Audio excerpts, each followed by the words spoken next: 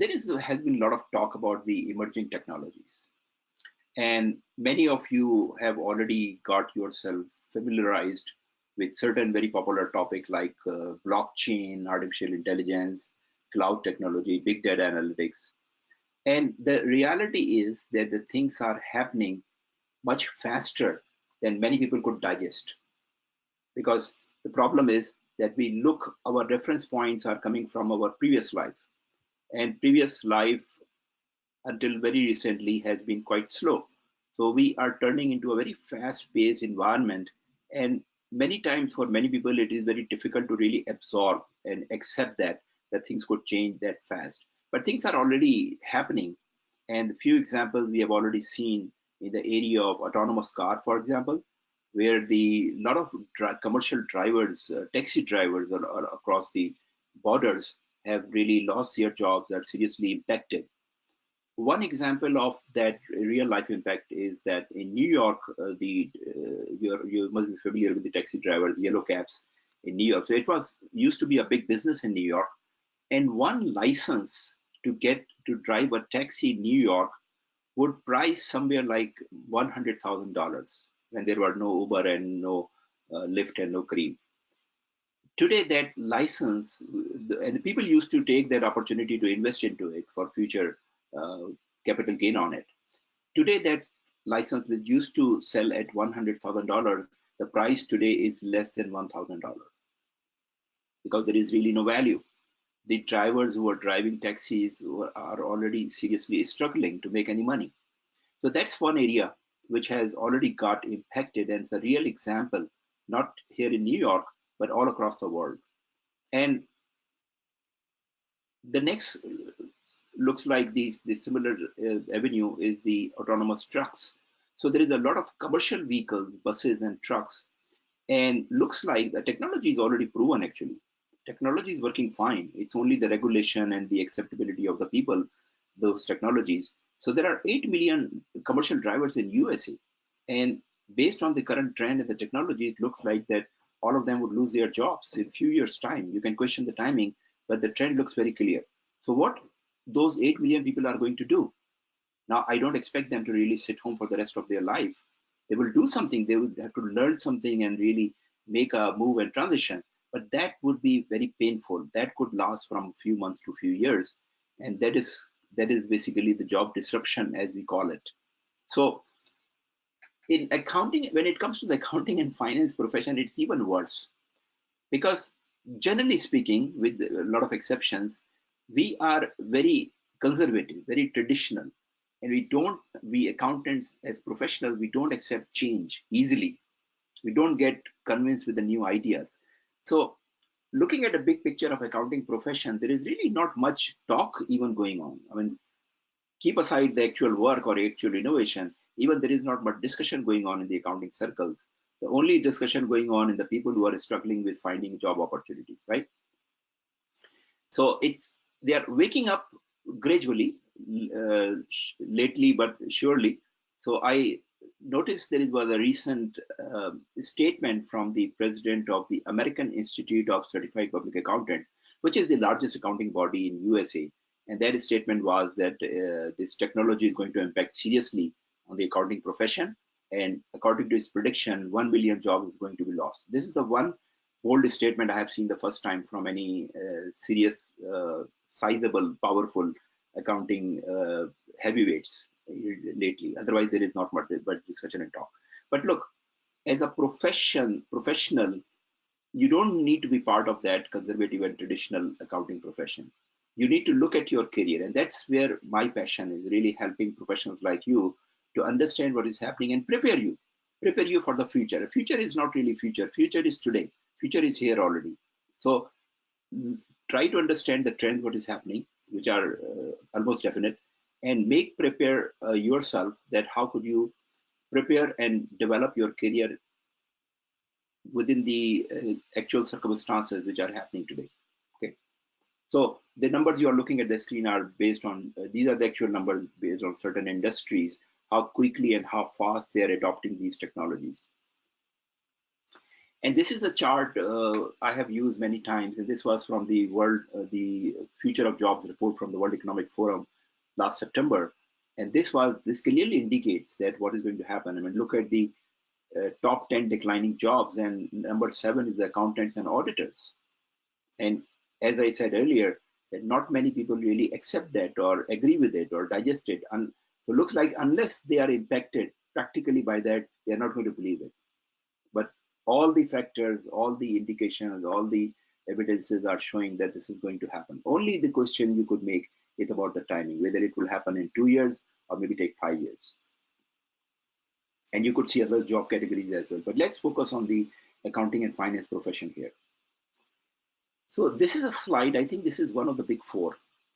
And has been a lot of talk about the blockchain. Now, blockchain is the first technology in the history which is really questioning or making it very doubtful the survival of 500-year-old accounting system. So the traditional system we even today follow, double entry accounting system, that was invented more than 500 years ago. And since then, we couldn't find a better way to do the accounting. And we are still doing today the same double entry accounting system. The blockchain is the first technology or the first solid promise, looks like it will change that 500 years accounting system. And not only finance and accounting, some of the industries which are mentioned here, like courts, lawyers, banks, tax authorities, auditors, they are all going to benefit from the blockchain technology. So technology is developing very fast. There are a lot of practical applications already taking place, and there is a lot of development going on. I mean, if you look at across the technology area, there is this huge shortage of blockchain developers right now because so much development is going on. And the big giant technology companies and the businesses are investing heavily into this because there is a race going on. Results are very, very promising and significantly beneficial in terms of the financials. So all big businesses are very, very interested into it. So blockchain would create the possibility of really creating a trust and verification automatically. So you don't need a lot of people to really do the bookkeeping and audit and controls type of activities.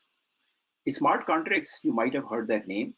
This is a revolutionary idea that smart contracts is one idea within the blockchain technology or domain. The smart contract is basically fully automated documentation that you make a contract, purchase, sale, or any type of contract, and you define all the conditions and terms and put into the system, and it works automatically without any human intervention.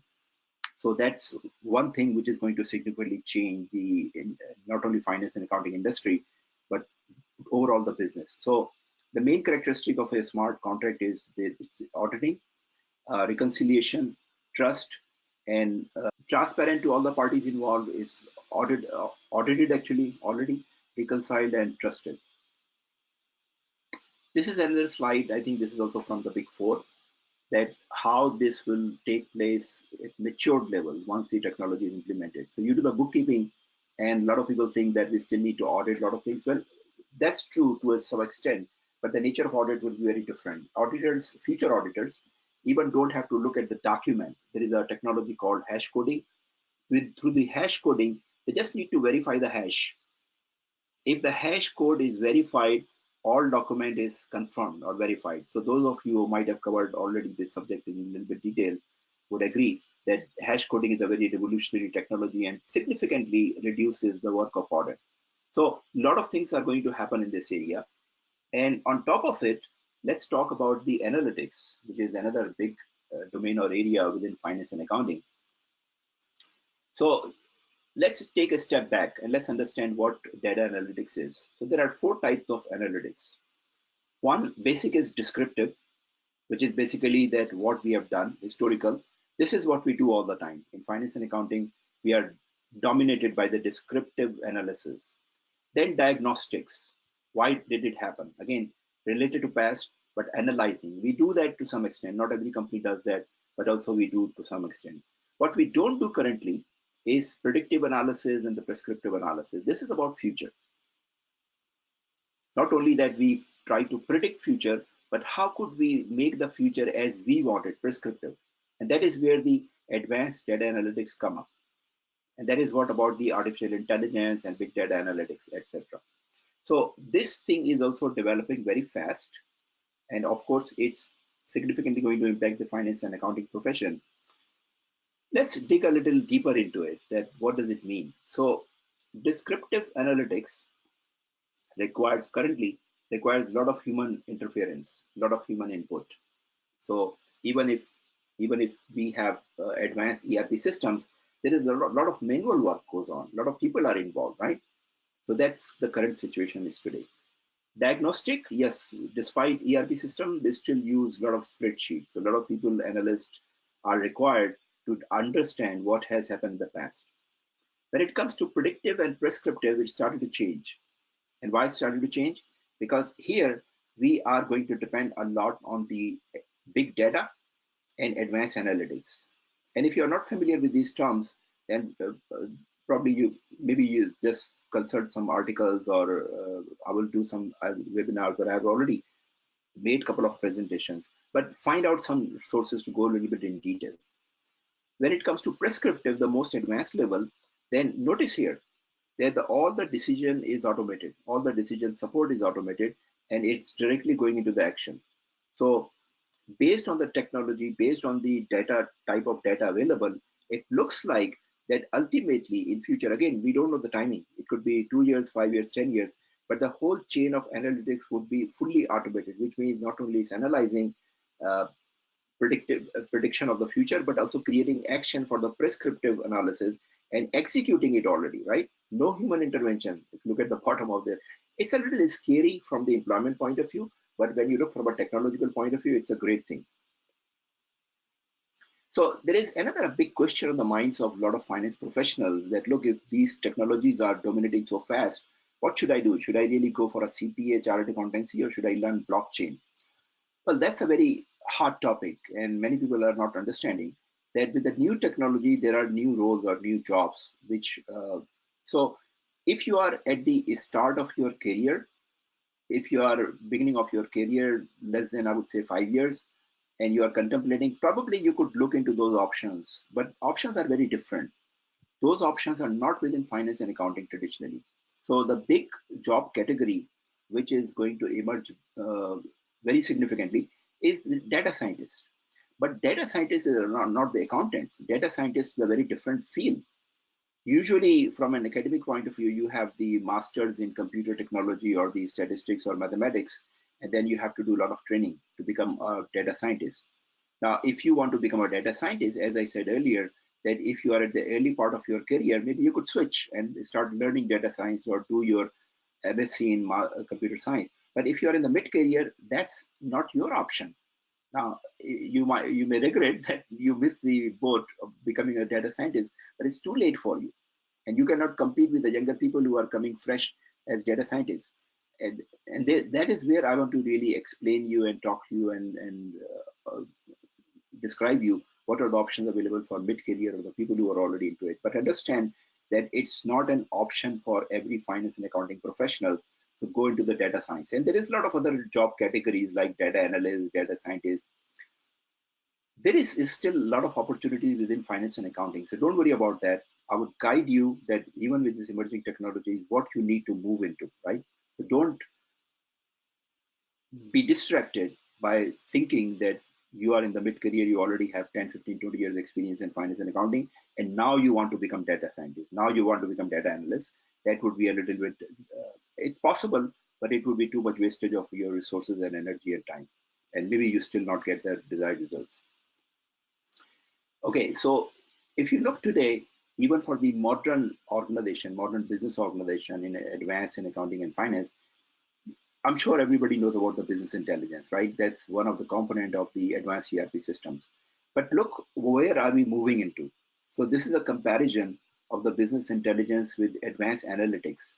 And the approach is very, very different. While business and intelligence always talk about the historical information, historical data, advanced analytics is all about future, right? It's about what happened. It will about advanced analytics about what will happen. Here we have in the BI reporting and KPIs and dashboards and scorecards. And in the advanced analytics, we have data mining, text mining, multimedia mining. Now, here comes the data scientist. So we cannot do all these things. In advanced analytics, accountants cannot do all this data processing. You need help from the IT and from the data scientists and data analysts that will help you. But you still have your role here. Business intelligence is all about structured data. Structured data is the type of the data we deal in our day-to-day work, like spreadsheets, like ERP data. Unstructured data is a huge variety. Like we are creating tons of data every day. Every person on this planet create million of bytes of data every day. So when you send a voice message, there is a data, part of the big data. When you change a video, there is part of big data. So all these data is going to be utilized for some purpose in the future. And that is where the data scientist and data analyst comes up. BI's knowledge generation is manual, advanced analytics is automated. BI is mainly used by business users. In advanced analytics, of course, business users. But as I said, data scientists, IT people, a lot of technical people are also involved. And data analysis is basically proactive and BI is reactive. So that gives you a flavor of the difference between the two and where we are moving into. I mean, once the advanced analytics is available, there is not much use of BI or business intelligence as such. So